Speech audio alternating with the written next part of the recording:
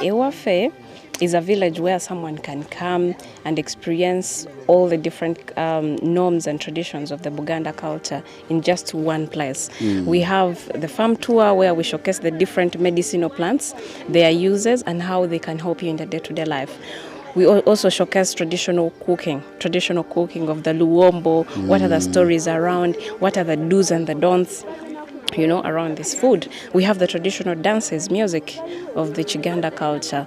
We also have the games. We have this well where we showcase not only the act of fetching water, but then also what were the stories around. What beyond the fetching of the water. These are the places where people used to settle disputes. These were the courtship areas. People used to get lovers, have meetings around the well. I see. So in a nutshell, we showcase the various norms, traditions of Buganda.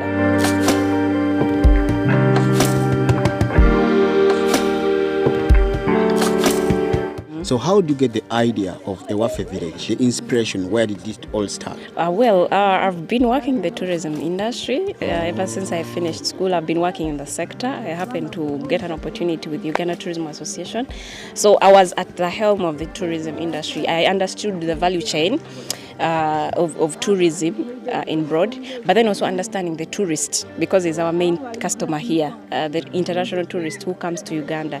So I saw that most of the itineraries we were selling as a country, they were mainly wildlife itineraries. It was safari to safari, from Makshon to Kidepo to Windi, forgetting the rich cultures. Buganda is rich, but then also Uganda has various cultures that are rich. Every region here in Uganda is rich in diversity, be it food, be it dress code, be it language, So this is just one of the so many we have. Exactly. You understand? So I thought we were missing. When you travel out of the country, when you go to Italy, they're showing you more of their culture because they don't even have any wildlife, So, but then I thought if coming up with this center, it will also maybe spur other people to start up other centers. When you go to Mbale, I know some of you have been to the Mbalu festival, maybe something can come up there. When you go to the Acholi land, when you go to Lango, when you go to Lila, when you go to the West Nile, let's have these centers in our various, regions, and then we showcase them to the world. This is something we can do, and even something that benefits the community. Ewaffe only employs about 25 people, and they are all community people.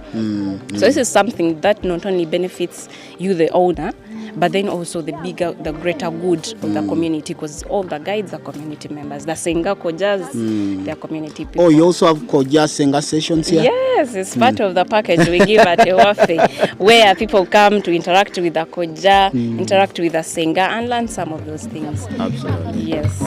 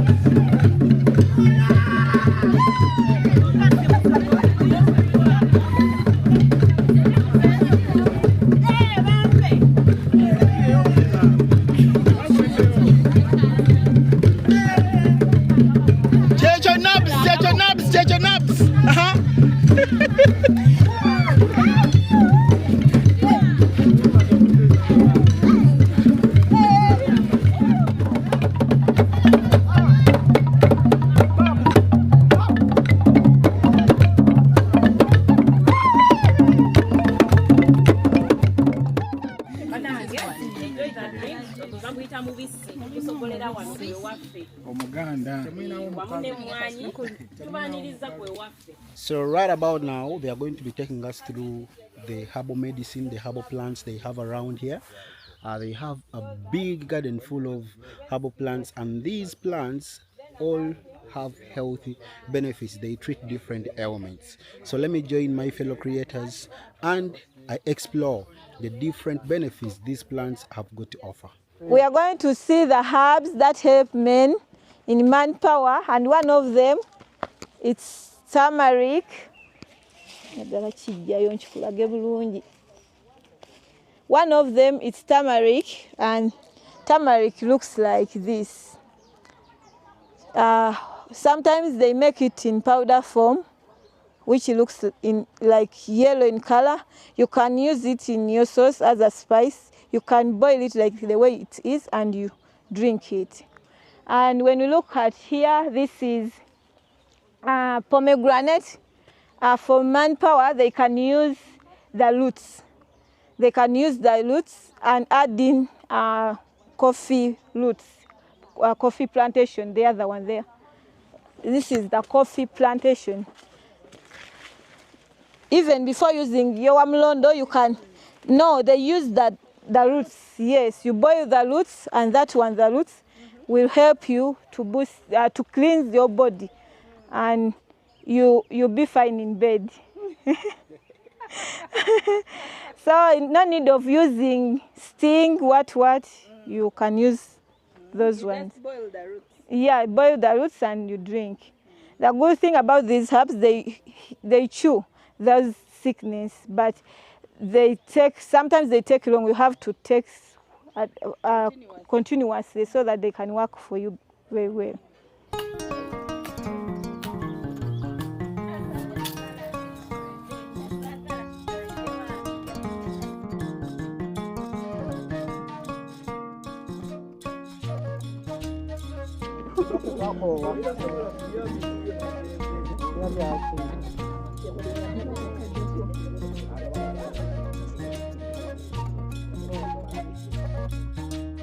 This is indeed a village tour.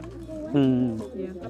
How is It's a very brilliant idea. I'm sure she's going to get lots of attention, get lots of support. It's something very, very good. Something that people are overlooking, but really important. On this table we have coffee right from its raw situation. Then when it is ripe, they turn red. When they are dried, they turn like this. They are dried coffee. After that, you will remove the husks by pounding or taking the factory. Then we get these beans. When we get these beans, we can grade them. Then we roast them. After roasting, we pound.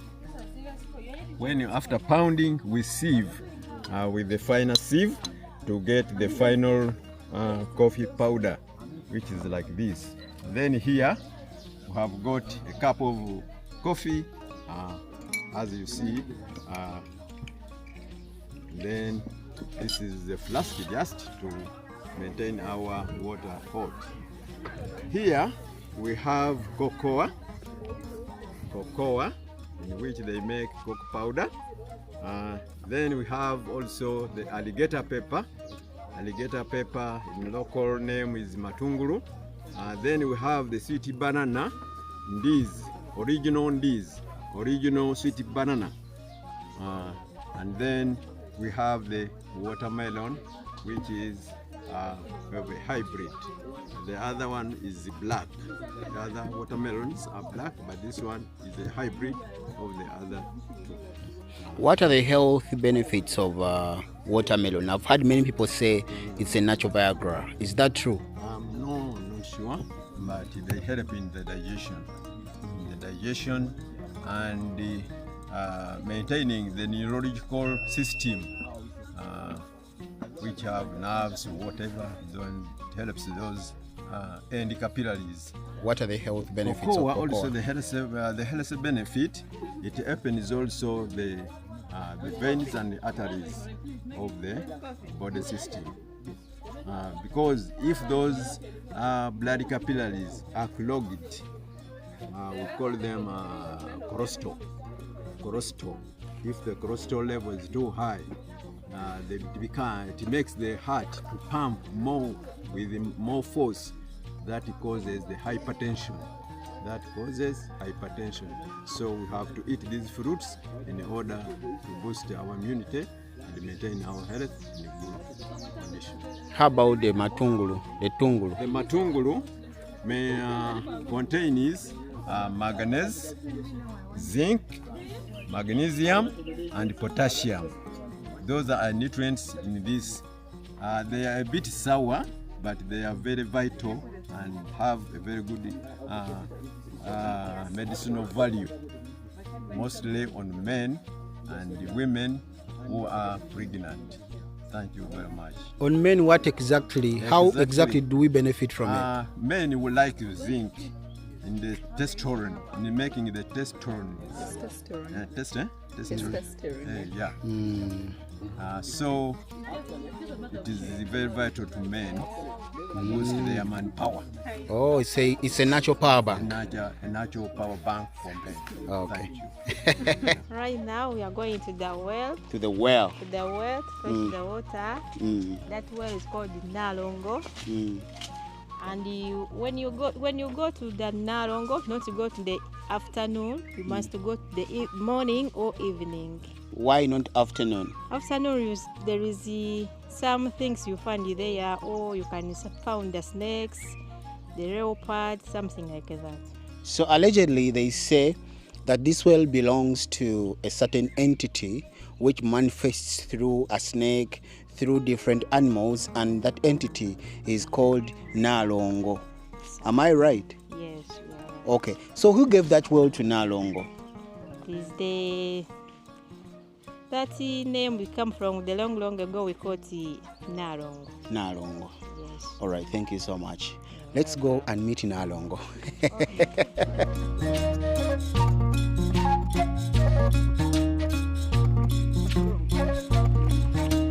So some of you are wondering, what is Nalongo?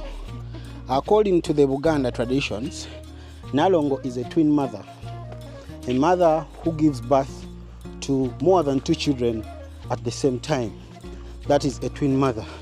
So where we're headed right now is a well which was given to an entity, as I've told you, maybe a spirit which they believe in, and it usually visits the well during the afternoon hours. So let's go and check it out. We are at Ewaffe Village. We need to check out this place, come and experience all the cultural heritage of Buganda in one place. We are going to fetch water, but we have to know that details about this well. This well is called Nalongo. Nalongo means a mother of 2 kids. In Uganda, it is believed that Nalongo has everything. That's why they named this well Nalongo. And the reason behind that, it's because other wells on this village could get dry during dry season, but this well couldn't.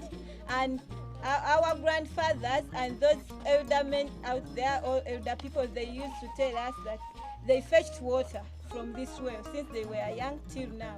So that's why we also decided to take it as something that we can show to our people how we can fetch water. And we see this water is very good for domestic use because it has the outlet.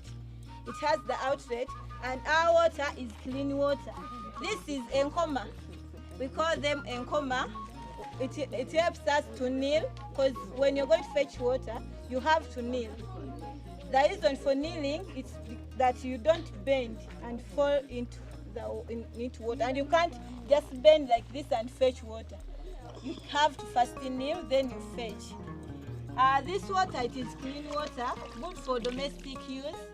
As you can see, someone was asking, what is this thing on top? This is called chitengeja or akabla. Have you ever heard of akabla? Akabla mixer. This is chitengeja. When we are going to use it, on our water, it filters that things from our water. Are you seeing the roots? Now these things, all of them could be there in our water, but now it's here, so it acts as a filter of our water. Then another thing, it keeps our water cool and calm.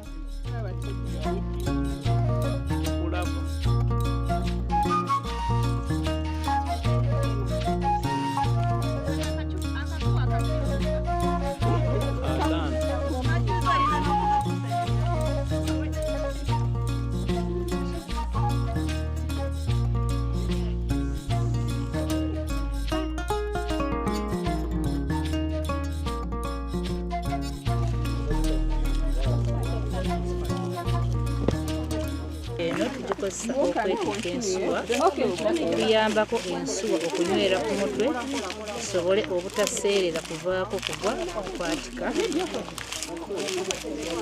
Do we use it for only fetching water? Yeah, just only fetching water. I've seen some people using it with firewood. As firewood? For fetching firewood.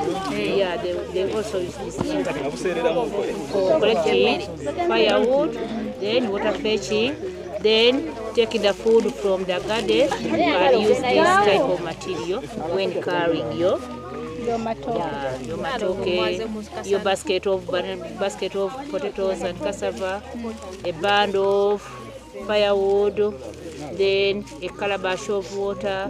It can also be used when taking a calabash as a jewel on an introduction ceremony. We use this type of material to carry calabash. Yeah. What do you think about local tourism? Do you think people have really embraced local tourism here in Uganda? Local tourism is just growing, I could say, because COVID has actually taught us a lot that we shouldn't look at only the international tourists, but then also this Ugandan, fellow Ugandan. People here come basically for mainly 2-3 things out of the many things we offer. It is the Koja Senga sessions and the food. So that's our catch point for the traditional, for the local market. Yeah. Yes. But then it's growing. People these days have started saying, hey, this weekend, let's go and visit this place. People are embracing it slowly by slowly. And yeah, with time, it will be some big market, the country is looking at. Absolutely amazing.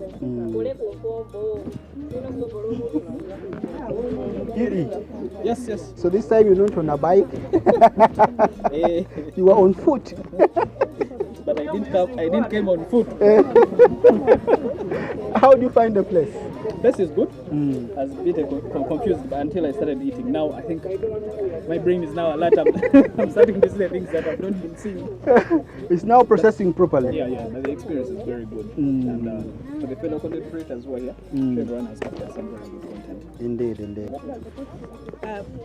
My experience is very good. I've taken some years without experiencing such. Yeah, yet it is our culture. So if you haven't been to Ewaffe Village, this is the place to be. If you miss your culture, come here and catch up with your culture. I can't describe that. The fruits are too many, original from the south. So guys, I think most of you know this guy eating the African way. He's one of us, and what have you learned today? What I've seen in this place, it takes you back to those old days, golden days we used to have a village. This place is small, but it has everything you can find in an entire village. I even got goosebumps when I reached here because of the welcoming dance, what they give you, the introduction, everything is about us. We are really privileged to be at Ewaffe Cultural Village. We've really had a good time. We've learned a lot about the Buganda culture.